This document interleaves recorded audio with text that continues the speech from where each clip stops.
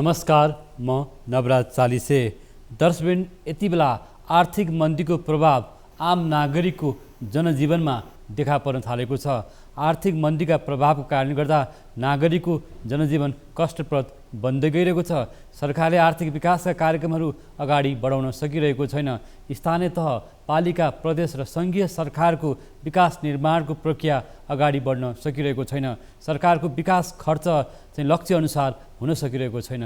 राजस्व पनि सरकारले लक्ष्य अनुसार सङ्कलन गर्न उठाउन सकिरहेको अवस्था छैन। नियमित खर्च, तलब भत्ता र सामाजिक सुरक्षा भत्ताहरू पनि यति बेला सरकारलाई मुस्किल पर्न सक्ने अर्थविदहरूले आशंका गरिरहेको अवस्था छ। समग्रमा यति बेला लगानी सम्मेलनको पूर्व सन्ध्यामा छौँ र आगामी आर्थिक वर्षको बजेटको तयारी भइरहेको छ। तर अर्थतन्त्रमा सङ्कुचन आइरहेको छ। सहकारी, लघुवित्त, ब्याङ्क वित्तीय क्षेत्र लगायतका संस्थाहरूमा पनि यतिखेर विभिन्न खालका समस्याहरू देखा परेको अवस्था छ र ब्याङ्कमा थुप्रिएको रकम यति बेला चाहिँ नगद प्रवाह बाहिर हुन सकिरहेको छैन, लगानी हुन सकिरहेको छैन। निजी क्षेत्रमा आत्मविश्वास बढ्न सकिरहेको छैन। समग्रमा नेपालको यतिखेर आर्थिक मन्दीको समस्या कहाँसम्म जान सक्छ र यो मन्दीको प्रभावले पर्न सक्ने समस्याहरू, जोखिमहरू के हुन सक्छन् भन्ने विषयमा आज हामी कुराकानी गर्न गइरहेका छौँ। हामीसँग अर्थशास्त्री प्राध्यापक डाक्टर सञ्जय आचार्य हुनुहुन्छ। उहाँ त्रिभुवन विश्वविद्यालयमा लामो समयदेखि अर्थशास्त्रको प्राध्यापन गर्दै आउनुभएको छ भने विदेशी विश्वविद्यालयहरूमा समेत प्राध्यापन गर्दै आउनुभएको छ। यहाँलाई स्वागत छ। नमस्कार। यहाँ एकजना प्राध्यापकको हिसाबमा हेर्दाखेरि भर्खरै हिजै मात्र पनि राष्ट्रिय अर्थशास्त्रीहरूको सम्मेलन पनि सम्पन्न भएको छ। देशभरका अर्थशास्त्रीहरूले आफ्नो विचार सुझावहरू राख्नुभएको छ। यही सन्दर्भबाट हामी आज उठौँ। राष्ट्रिय अर्थशास्त्रीको सम्मेलन पनि सम्पन्न भएको छ। त्यहाँ विभिन्न विचारहरू आएका छन् अर्थतन्त्रको विषयमा। यहाँ एकजना अर्थशास्त्रीका रूपमा यतिखेर मुलुकको अर्थतन्त्रको समस्यालाई कसरी लिनुभएको छ? हजुर, धन्यवाद। अत्यन्त सान्दर्भिक प्रश्न उठाउनु भयो। अहिले हाम्रो अर्थतन्त्र मन्दीकी अवस्था पनि होइन, सङ्कुचन पनि होइन, तर शिथिल अवस्थामा रहेको भनेर हामीले बुझ्नुपर्छ। अर्थतन्त्र आर्थिक वृद्धि दर ऋणात्मक छैन, यो धनात्मक नै छ, तर अत्यन्त सुस्त छ। गत आर्थिक वर्षमा हामी 2% हाराहारीको आर्थिक वृद्धि रह्यो भने यस आर्थिक वर्षमा करिब 3% हाराहारी आर्थिक वृद्धि दर हुने सम्भावना देखिन्छ। तर विकासशील राष्ट्रहरूमा यो 2% 3% आर्थिक वृद्धि दर भनेको अत्यन्त सुस्त हो। यहाँ साधन र स्रोतहरूको परिचालन भएको छैन। तिनीहरूलाई प्रभावकारी ढङ्गले कार्यान्वयनमा ल्याउन सकिएको खण्डमा, साधन र स्रोतहरूको परिचालन गर्न सकिएको खण्डमा आर्थिक वृद्धि दर उच्च हुनुपर्छ। विकसित राष्ट्रहरू, औद्योगिक राष्ट्रहरूभन्दा विकासशील राष्ट्रहरूमा तुलनात्मक रूपले, स्वाभाविक रूपले आर्थिक वृद्धि दर उच्च हुन्छ। तर हामीले त्यो देखाउन सकिरहेका छैनौँ। हाम्रा आर्थिक कमजोरीहरू, हाम्रा आर्थिक गतिविधिका प्रभावकारिताहरू अत्यन्त सुस्त भएको कारणले गर्दा त्यसको समग्र प्रभाव आर्थिक वृद्धि दरमा परेको छ। त्यस कारणले गर्दा आर्थिक सुधारका प्रक्रियाहरूलाई हेर्नको लागि हाम्रा प्रयासहरू कतिका प्रभावकारी छन् भनेर हेर्नको लागि आर्थिक वृद्धि दर एउटा महत्त्वपूर्ण सूचकको रूपमा आउँछ। तर त्यो त्यति सकारात्मक देखिँदैन। अहिलेको समस्या भनेको यो हो र यसका पछाडि धेरै फ्याक्टरहरू हुन्छन्। सरकारी क्षेत्रबाट कति कमजोरीहरू भयो, निजी क्षेत्र किन उत्साहित हुन सकिरहेको छैन, होइन, र वैदेशिक सहयोगहरूलाई हामीले परिचालन गर्न सकेका छौँ कि छैनौँ, यी सबै कुराहरू यसैसँग जोडिएर आउँछन्। अहिलेको समस्या भनेको यही नै हो। जस्तो सर, अहिले हामीले विदेशबाट हामी कृषिजन्य वस्तु, होइन, खाद्यान्न, लत्ता कपडा, होइन, विदेशबाट आयात गरिरहेका छौँ। हामी सामान्य तरकारीजन्य वस्तु, कृषिजन्य वस्तु, खाद्य सामग्री ठुलो रूपमा विदेशबाट आयात गरिरहेको अवस्था छ, जसले हाम्रो व्यापार घाटा पनि बढिएको छ। त्यसरी अर्कोतर्फ भन्नुपर्दा हाम्रा युवा जनशक्ति विदेश पलायन भइरहेको अवस्था छ। आज राष्ट्र ब्याङ्कको तथ्याङ्कलाई आधार मान्ने हो भने आज खर्बौँ रुपियाँ रेमिटेन्स भित्रिएको छ। के हामी सधैँ रेमिटेन्सबाट चल्न सक्छौँ त मुलुक? आज हाम्रो कृषिको उत्पादकत्व पनि घट्दो अवस्थामा छ। हाम्रो ग्रामीण खेतबारीहरू खाली हुँदै गइरहेका छन्, कृषियोग्य जमिनहरू, होइन, ग्रामीण बस्ती रित्तिँदै गइरहेको अवस्था छ। भनेपछि अब हाम्रो देशको अर्थतन्त्र कता जाँदैछ? हाम्रो राजनीतिक नेतृत्वले किन यतातिर ध्यान दिइरहेको अवस्था छैन? अहिले सरकारको आर्थिक गतिविधिको मूल्याङ्कन सरकारी स्तरबाट हेर्दाखेरि, राष्ट्र ब्याङ्कको आफ्नो मूल्याङ्कन हेर्दाखेरि के सुन्नमा आउँछ भने हाम्रो बाह्य क्षेत्र अत्यन्त सबल छ, घरेलु अर्थतन्त्र त्यति सबल छैन। आन्तरिक रूपले हामीले केही यसको चाहिँ नि सुधारहरूमा त्यति आशातीत सफलता प्राप्त गर्न सकेका छैनौँ। तर बाह्य अर्थतन्त्र सबल भएको कारणले गर्दा यसले अरू धेरै सुधारहरू ल्याउन सक्छ भनेर आशा गर्ने ठाउँहरू धेरै छ भनिन्छ। तर बाह्य क्षेत्र विदेशी मुद्राको सञ्चिति बढेको कारणले गर्दा सबल देखिएको हो, र आयात घटिरहेको कारणले गर्दा आयात र निर्यातको खाडल अलिकति साँघुरो भएर सबल देखिएको हो। तर यी दुईटै त्यति सकारात्मक रूपबाट बुझ्नुपर्ने तथ्यहरू चाहिँ होइन, किनभने हामीले विदेशी मुद्राको सञ्चिति आफ्नो आन्तरिक उत्पादनलाई सबल बनाएर निर्यात प्रवर्धन गरेर त्यसमा सुधार भएर हाम्रो चाहिँ नि बाह्य क्षेत्र सुधार भएको होइन। बाहिरबाट रेमिट्यान्सहरू आएर होइन, बाहिरको चाहिँ नि विप्रेषणको कारणले गर्दा विदेशी मुद्राको सञ्चिति बढेको हो, र बैङ्कहरूमा बढेको तरलता पनि प्रमुख रूपमा कारण यही नै हो। त्यस कारणले गर्दाखेरि बाहिरबाट आउने विप्रेषणको कारणले गर्दा हाम्रो अर्थतन्त्र सबल छ, बलियो छ भनेर त्यसलाई चाहिँ नि सन्तोष गर्ने कुनै पनि तरिका होइन। त्यो हामीले आफ्नो उत्पादनशील क्षमता विकास गर्नु पर्यो, उत्पादकत्व वृद्धि गर्नु पर्यो, अन्तर्राष्ट्रिय बजारमा हाम्रो प्रतिस्पर्धात्मक क्षमता वृद्धि गर्नु पर्यो, हाम्रो निर्यात आयातभन्दा निर्यातको चाहिँ नि वृद्धि दर उच्च हुनु पर्यो। यसरी चाहिँ नि विदेशी मुद्राको सञ्चिति सुधारात्मक रूपमा गएको भए यसमा हामीले अलिकति भरोसा गर्नुपर्ने स्थिति हुन्थ्यो। तर यो ढङ्गले बाह्य क्षेत्र सुधार भएको चाहिँ होइन। एक त जस्तो विदेशी लगानीकर्ताहरू हामीका बढ्न सकेको देखिँदैन, अथवा भनौँ एउटा छिमेकी मुलुकको भारतको पनि छैन, चिनिया लगानी पनि आउन सकिरहेको छैन। आज हामी जलविद्युत लगायतका ठुला पूर्वाधारहरूको बारेमा कुराकानी गरिरहेका छौँ। भारतीय लगानीकर्ताहरू पनि नेपालमा आकर्षित नभएको अवस्था र चिनिया लगानीकर्ता पनि आकर्षित नभएको अवस्था छ। बाह्य लगानीकर्ताहरू किन आकर्षित भइरहेका छैनन् भने यसमा दुईटा कारण छ। एउटा त हाम्रो पूर्वाधार अत्यन्त कमजोर छ, किनभने विदेशीहरूले लगानी गरिसकेपछि उनीहरूले त प्रतिफल खोज्छन्, त्यसबाट आएको प्रतिफललाई हामीले चाहिँ नि सजिलैसँग बाहिर लैजान सक्ने, यहाँबाट उत्पादित वस्तुहरूलाई विश्व बजारमा लैजान सक्ने सहजता कतिको छ, त्यो उनीहरूको प्रमुख सरोकारको विषय हुन्छ। अब हाम्रो चाहिँ नि के हो भन्दा अत्यन्त लामो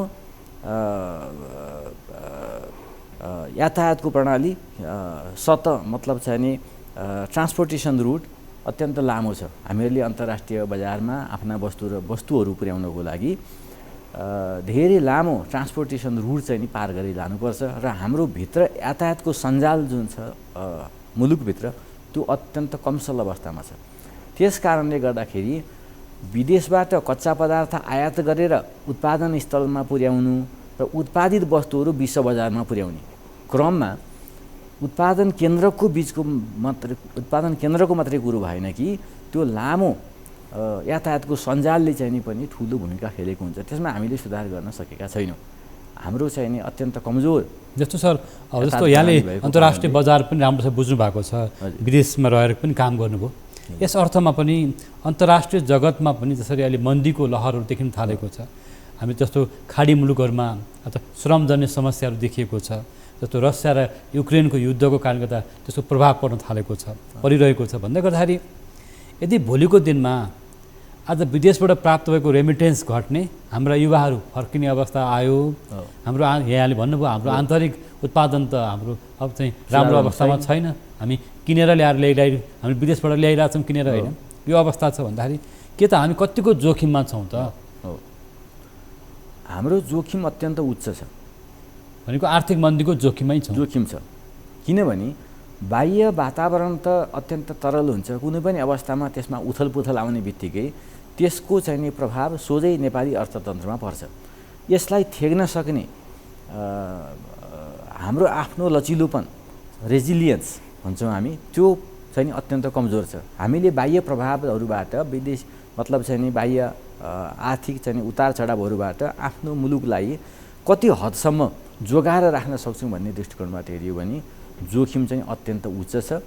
हाम्रो खास वैदेशिक मुद्राको स्रोत विदेश हुने मतलब कामदारहरूबाट पठाएको चाहिँ विप्रेसनले वैदेशिक मुद्राको स्रोत सञ्चिति सङ्कलन हुने र हाम्रा प्रमुख आयातित वस्तुहरू पनि छिमेकी मुलुकहरूबाटै आउनुपर्ने भएको हुनाले यहाँभित्रको चाहिँ हामीले उचित रूपमा श्रमको व्यवस्थापन गर्न सकेनौँ। हाम्रा युवाहरू लाखौँको सङ्ख्यामा विदेशी मुलुकहरूमा श्रमिक रूपमा कार्य गरिरहेका छन् र हामीले उपयोग गर्ने प्रमुख वस्तुहरू पनि आयातित वस्तुहरू नै छन्।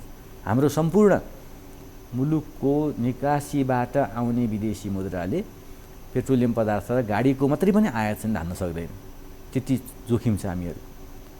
तर हाम्रो चाहिँ खाद्यान्नमै पनि हामी परनिर्भर भइसक्यौँ। आजभन्दा 2 दशक अगाडिको स्थिति हेर्ने पनि हामीले धान निर्यात गर्न सक्ने स्थिति थियो, अहिले त्यो स्थिति छैन। अहिले कागती मात्रै झन्डै 2 अर्बको आयात हुन्छ नेपालमा, धान त अर्बौँको आयात हुन्छ होइन।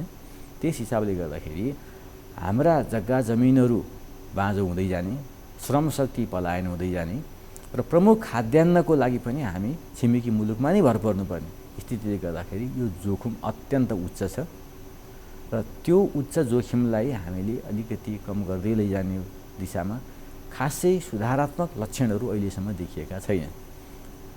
यो एउटा पाटो रह्यो। अर्को जलवायु परिवर्तनको हिसाबले हेर्ने हो भने पनि नेपाल विश्वको 9औं अत्यन्त जोखिमयुक्त मुलुकको रूपमा मानिन्छ है। हामीका जलवायु परिवर्तन अब प्राकृतिक प्रकोपै छ हामी कहाँ छ, बाढी पहिरो भूकम्प होइन हो। अहिले चाहिँ नि जुन ग्रिन हाउस इफेक्ट, ग्लोबल वार्मिङका जति असरहरू छन् त्यसमा हामीले प्रदूषण चाहिँ नि धेरै गर्ने मुलुक त होइन। हाम्रो चाहिँ औद्योगिकरण न्यून छ होइन, हामीले प्रदूषण चाहिँ धेरै गर्दैनौँ। तर विश्वव्यापी रूपबाट आएको असरलाई चाहिँ हामीले भोग्नुपर्ने स्थिति अर्को छ। नखाएको विष पनि लाग्ने स्थिति छ र त्यसलाई थेग्न सक्ने क्षमता चाहिँ हामीमा कमजोर छ।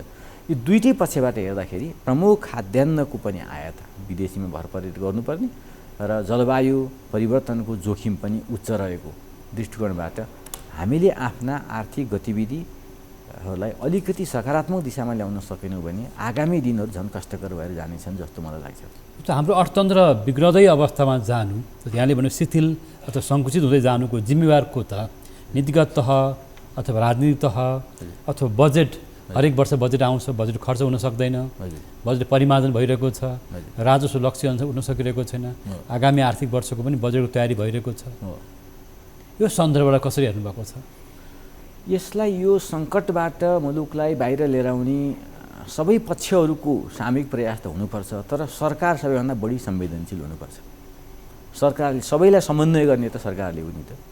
त्यस हिसाबले गर्दाखेरि सरकारले निजी क्षेत्रको चाहिँ लगानी र मनोबललाई कसरी उच्च बनाउने, आफ्नो चाहिँ नि श्रम शक्तिको उपयोग कसरी गर्ने, आफ्नो उत्पादनशील क्षमताको कसरी विकास गर्ने, उत्पादनको वितरण कसरी समावेशी चरित्रको बनाउने, यी सबै कुराको चाहिँ जिम्मेवारी सरकारमा सबैभन्दा बढी हुन्छ र अरू पक्ष पनि जिम्मेवार छन्, तर त्यसमा बढी जिम्मेवारी सरकारकै हुन्छ। अब यो सन्दर्भ बजेटको आयो होइन। बजेट सरकारको चाहिँ नि एउटा प्रमुख आर्थिक नीति हो। नीतिलाई चाहिँ नि रिफ्लेक्सन गर्ने, व्यवहारमा उतार्ने एउटा चाहिँ माध्यम हो। जसरी एउटा चाहिँ मौद्रिक नीतिले मौद्रिक क्षेत्रलाई चाहिँ सम्बोधन गर्छ, यो वित्तीय नीति वित्तीय क्षेत्रलाई चाहिँ नि बजेटले त्यसरी नै सम्बोधन गरेको हुन्छ। र अहिले हामीले देखेका समस्याहरूलाई बजेटको अब आगामी बजेटको माध्यमबाट कति हदसम्म सम्बोधन गर्न सकिन्छ, मौद्रिक नीतिले कति हदसम्म सम्बोधन गर्न सक्छ, अरू हाम्रा चाहिँ दीर्घकालीन आर्थिक नीति रणनीतिहरूले कति हदसम्म कसरी सम्बोधन गर्न सक्छन्, यसरी हामीले बुझ्नुपर्ने हुन्छ। जस्तो हरेक वर्षको बजेट तयार गर्दै गर्दा अर्थमन्त्रीहरू सबै राजनीतिक पार्टीको अर्थमन्त्रीहरू बढी विवादमा, बढी दबावमा र सकसमा परेको देखिन्छ। खास कारण किन? अर्थमन्त्रीहरूमा हुने दबाव चाहिँ नि राजनीतिक कारणले, अरू कुनै पनि कारण होइन। विज्ञहरूको सरसल्लाहबाट मुलुकको अवस्थालाई चाहिँ सही ढङ्गले बुझेर बजेट निर्माण गर्ने हो भने र कसैबाट दबाव र प्रभाव चाहिँ नि झेल्नु नपर्ने स्थिति भयो भने तुलनात्मक रूपले काम चाहिँ नि सहज हुन्थ्यो उहाँहरूको होइन। अब सरकारी बजेट निर्माण प्रक्रियामा दबाव हुने भनेको पनि अरू धेरै दृष्टिकोणबाट होइन। राजनीतिक तहमा विभिन्न क्षेत्रमा बजेट चाहिँ नि वितरण गर्नु पर्यो, मेरो क्षेत्रमा चाहिँ बजेट जानु पर्यो, कार्यक्रम जानु पर्यो, परियोजनाहरू पर्नु पर्यो भन्ने मात्रै हो, अरू धेरै कारणहरू जसरी पनि आफ्नो क्षेत्रमा कार्यक्रम जानु पर्यो, काम भए होस् नभए नहोस् होइन। जस्तो अब मतलब हालत त्यही देखिन्छ नि त। अहिले पनि पुँजीगत खर्च त एकदम कम छ। उहाँहरूले बजेट राख्नु भएको छ तर खर्च भएको छैन। अनि निर्माण व्यवसायले भुक्तानी नपाएको अवस्था छ होइन। यो सङ्घीय तहमा पनि त्यही देखियो, तल्लो तह प्रदेश तहमा पालिका तहमा त्यही देखिन्छ नि। यो के कारण भइरहेको छ यो? अब यसमा चाहिँ नि केही कारणहरू चाहिँ नि हामीले खोतल्नुपर्छ। पहिलो कुरो, बजेट निर्माण प्रक्रिया नै कतिको पारदर्शी, कतिको व्यवहारिक, कतिको वैज्ञानिक रह्यो भन्ने महत्त्वपूर्ण कुरो रह्यो होइन। यसमा मैले पहिलेदेखि भन्दै आइरहेको छु कि हाम्रा बजेटमा केही दीर्घकालीन समस्याहरू छन्। बजेट हचुवाको भरमा बनाउने, प्रस्ताव गर्ने, राजस्वको प्रक्षेपण हचुवाको भरमा गर्ने, खर्चको प्रक्षेपण हचुवाको भरमा गर्ने र त्यसको आधा समय बितेपछि फेरि त्यसमा चाहिँ नि बजेटको चाहिँ मध्यकालीन समीक्षा गर्ने र चाहिँ लक्ष्यहरूलाई चाहिँ नि फेरि तल झार्ने कामहरू चाहिँ वर्षौँदेखि भइरहेका छन्। यो गत साल मात्रै कुनै अछुतो चाहिँ होइन। यसमा के हुन्छ भने जिम्मेवार पक्षले हाम्रो आफ्नो राजस्व सङ्कलन गर्ने क्षमता कति छ, गत वर्ष हाम्रो चाहिँ प्रयासहरू किन धेरै सफल हुन सकेनन् त्यसको समीक्षा गर्नु पर्यो होइन। त्यस अर्थमा चाहिँ यो आगामी वर्षको लागि चाहिँ हामीले कतिसम्म जाँदा व्यावहारिक हुन्छ, खर्च गर्न सक्ने क्षमता किन वृद्धि हुन सकेन, गत वर्ष हामीले के कति प्रयास गऱ्यौँ, त्यो प्रयासले कहाँसम्म पुर्यायो भन्ने ढङ्गको विश्लेषण पहिला हुँदैन। बजेट नयाँ बजेट चाहिँ नि को बारेमा जब नयाँ बजेटको गृह कार्य सुरु हुँदाखेरि गत वर्षको बजेटको एउटा समीक्षा हुनुपर्छ। जस्तो हामी कहाँ बजेटको पिलरहरू अर्थ मन्त्रालय होइन, राष्ट्रिय योजना आयोग अथवा नेपाल राष्ट्र ब्याङ्क अथवा अन्य विकास मन्त्रालयहरू बिचको तालमेल पनि देखिँदैन होइन। जुन खालको एउटा सामूहिक एउटा भनौँ प्रतिबद्धता एउटा योजना कार्यक्रम आउनुपर्ने त्यो आउन नसकेको देखिन्छ होइन। त्यो एउटा पक्ष रह्यो।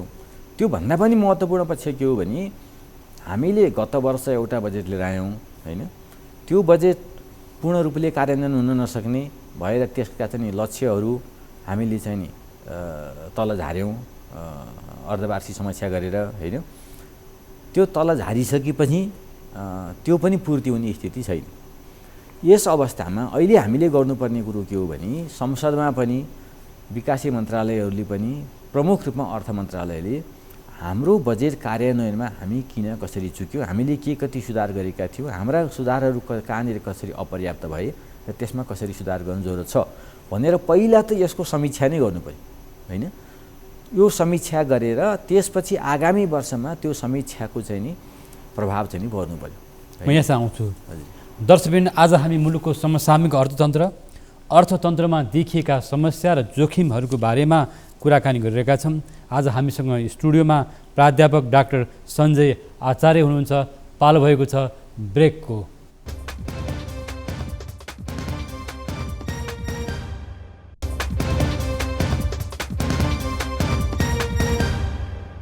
ब्रेकपछि यहाँलाई फेरि पनि स्वागत छ। आजको हाम्रो नियमित प्रस्तुति इस्यु अफ द डेमा।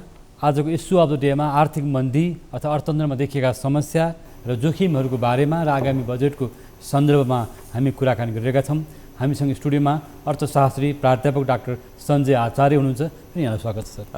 जस्तो अब अर्थतन्त्र समस्यामा पर्दै जाँदा देखिन सक्ने जोखिमहरू यहाँ जस्तो अर्थशास्त्रीहरूले यहाँनिर जोखिम छ राष्ट्रिय योजना आयोगलाई, अर्थ मन्त्रालयलाई अथवा प्रधानमन्त्री कार्यालयलाई अथवा नेतृत्व तहलाई, राष्ट्र ब्याङ्कलाई यो कुरा आउनु हामीले नसकेको हो कि के त? अर्थशास्त्रीहरूले एउटा विचार दृष्टिकोण बनाउन नसकेको हो कि? नभए अर्थतन्त्र त आज भनौँ न सहकारीदेखि चाहिँ हरेक तहमा चाहिँ जुन समस्या जेलिएर आइरहेको छ नि त। हो हो। अब यसमा धेरै पक्ष जिम्मेवार छन् र सबैको आफ्नो दायित्व हुन्छ र हाम्रो आफ्नो परिपाटीले पनि यसलाई धेरै हदसम्म सम्बोधन गर्न प्रयास नगरेको चाहिँ होइन। किनभने हाम्रो सार्वजनिक खर्च प्रणालीमा केही वित्तीय अनुशासनहरू चाहिँ कायम गर्नु पर्यो भन्ने कुरो केही वर्ष अगाडिदेखि नै चर्चामा आएको हो होइन। गैर जिम्मेवार ढङ्गले चाहिँ खर्च प्रस्ताव गर्ने, खर्च गर्न नसक्ने, नसकेपछि उत्तरदायित्व पनि नलिने प्रवृत्ति हामी कहाँ अझै पनि विद्यमान छ। यसै समस्यालाई सम्बोधन गर्नको लागि वित्तीय उत्तरदायित्व ऐन 2076 लागू गरियो। त्यसपछि त्यसको नियमावली 2077 आइपुग्यो। यसले कुनै पनि मन्त्रालयले प्रस्ताव गरेको खर्च किन खर्च हुन सकेन, व्यवस्थापन किन गरियो, व्यवस्था किन गरियो, खर्च किन हुन सकेन, को जिम्मेवार छ, त्यसको कसरी चाहिँ नि त्यसको चाहिँ नि मूल्याङ्कन कसरी गर्ने र आगामी आर्थिक वर्षमा त्यसको सुधार कसरी गर्ने भन्ने तहमा यसले केही चाहिँ नि सुधारात्मक रूपमा केही त्यसलाई चाहिँ नि आगामी आर्थिक वर्षदेखि लिखित समस्याहरू चाहिँ नि किनारा लागेर जाउन् भन्ने उद्देश्यले केही जमर्को चाहिँ नि यसले गरेको छ। तर यसले चाहिँ नि के गर्छ भने प्रत्येक विभागीय मन्त्रीहरू प्रधानमन्त्री समेतलाई वित्तीय उत्तरदायित्वको केही बोध गराउन खोजे जस्तो, जवाफदेही हुन बाध्य गराउन खोजे जस्तो एउटा सङ्केत चाहिँ गरेको छ।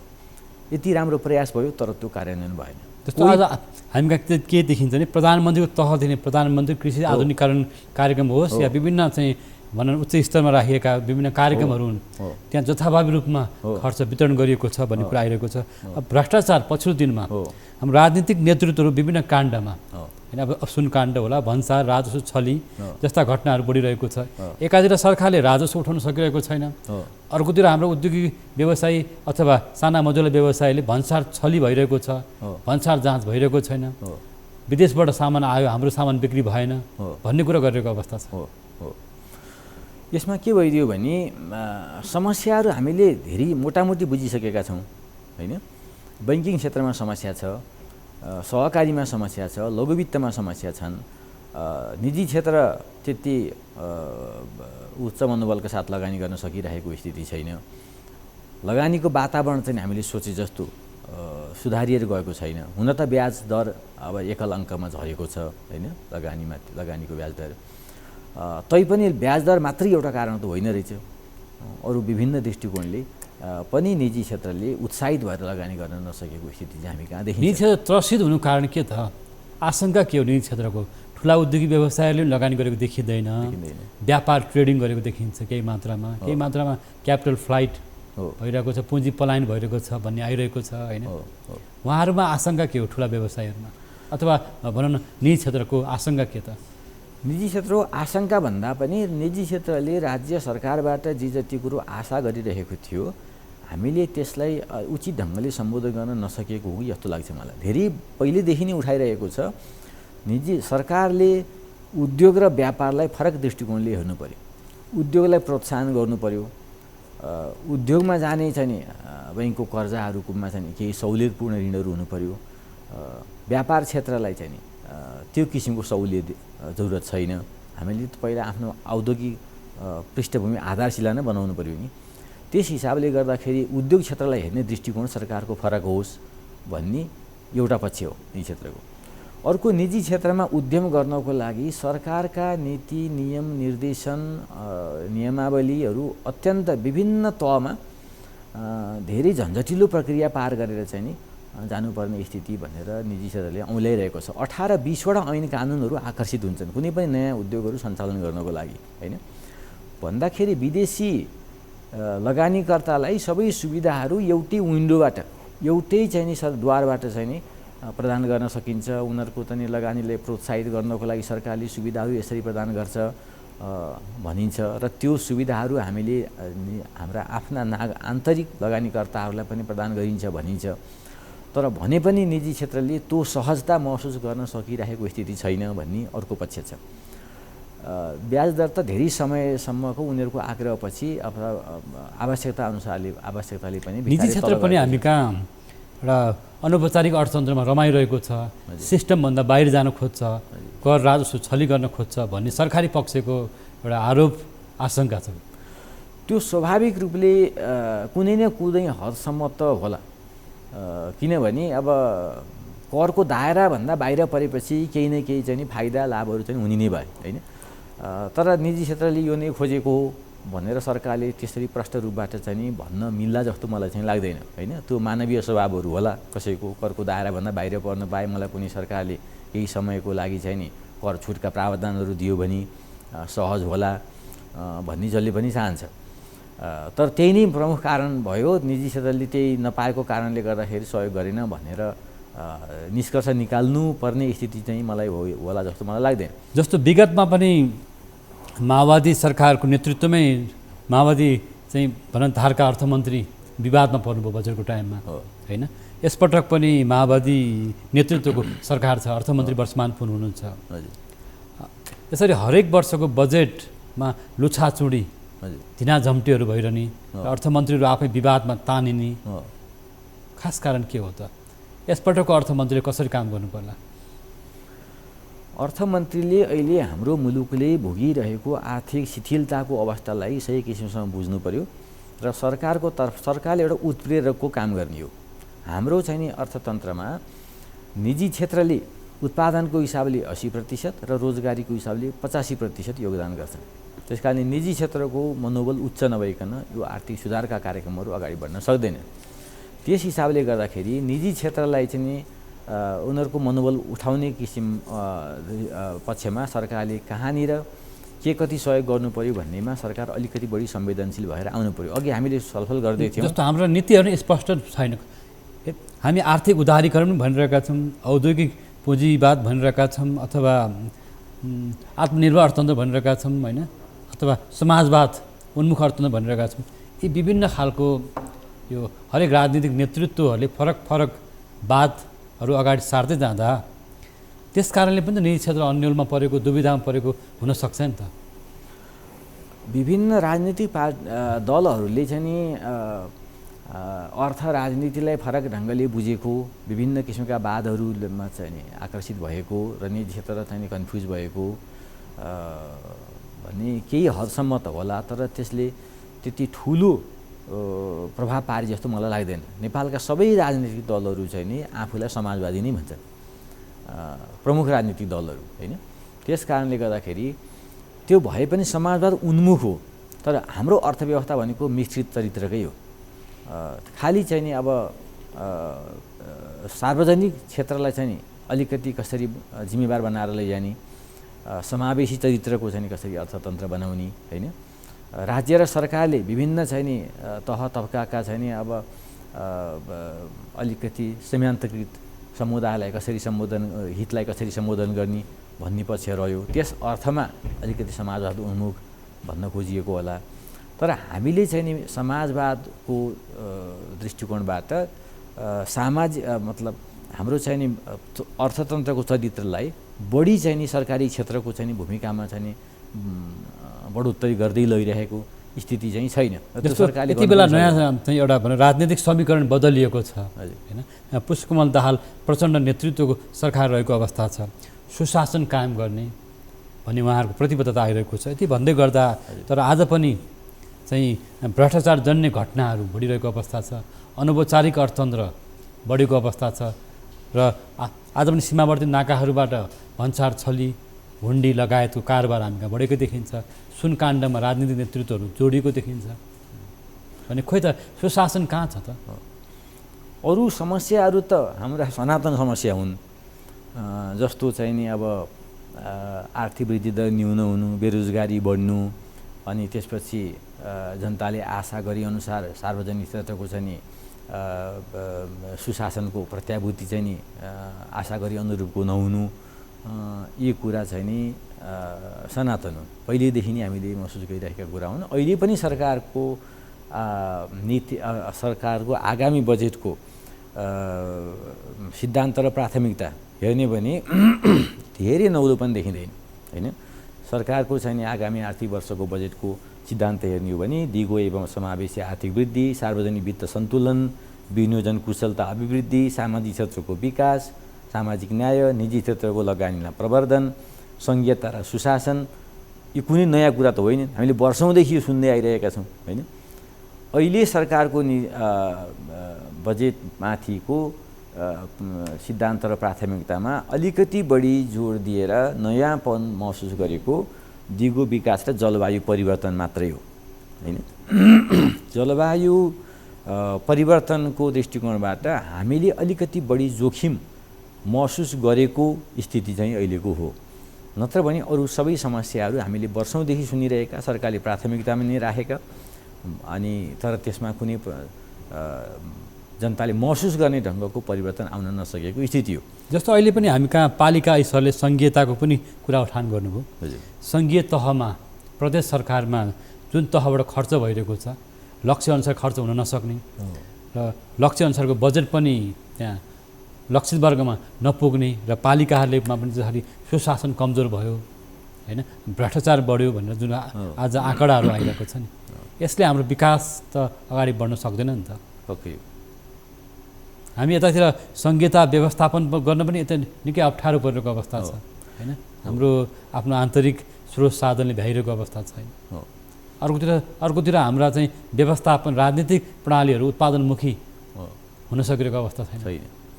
हिजोसम्म सरकारी वित्त प्रणालीको प्रगति हेर्ने हो भने हामीले लक्ष्य गरेको राजस्वको 48% उठेको र खर्च 50%को हाराहारी भएको स्थिति छ। समय 75% बितिसक्यो। 75% समयमा 50% भन्दा कम उपलब्धि छ। त्यो लक्ष्य पनि हामीले रिभाइज गरेको, हामीले चाहिँ नि मध्यावधि समीक्षा मार्फत त्यसलाई रिभिजन गरिसकेको लक्ष्यको पनि आधा आधी मात्रै हामीले औसत प्रगति गर्न सकेको स्थिति हो। त्यस कारणले गर्दाखेरि हाम्रा चाहिँ नि राजस्व हामीले उठाउन नसक्नु, खर्च गर्न नसक्नु, यी वर्षौँदेखिका समस्या छन्। एउटा त अब जस्तो सरकारले अलि बढी संवेदनशील भएर यो यहाँले सुरुमा पनि उठाउनु भयो कि निर्माण व्यवसायीहरूको चाहिँ भुक्तानी किन गर्दैन। असार महिनासम्ममा गत आर्थिक वर्षमा सकिँदाखेरि सरकारले काम सम्पन्न भएको आधारमा भुक्तानी गर्नुपर्ने, अर्को आर्थिक वर्ष सुरु हुन लागिसक्यो। यो पुरै आर्थिक वर्ष गएर अर्को सुरु हुन लागिसक्यो। असारसम्ममा हुन सक्ने भुक्तानी अहिलेसम्म गरेको छैन।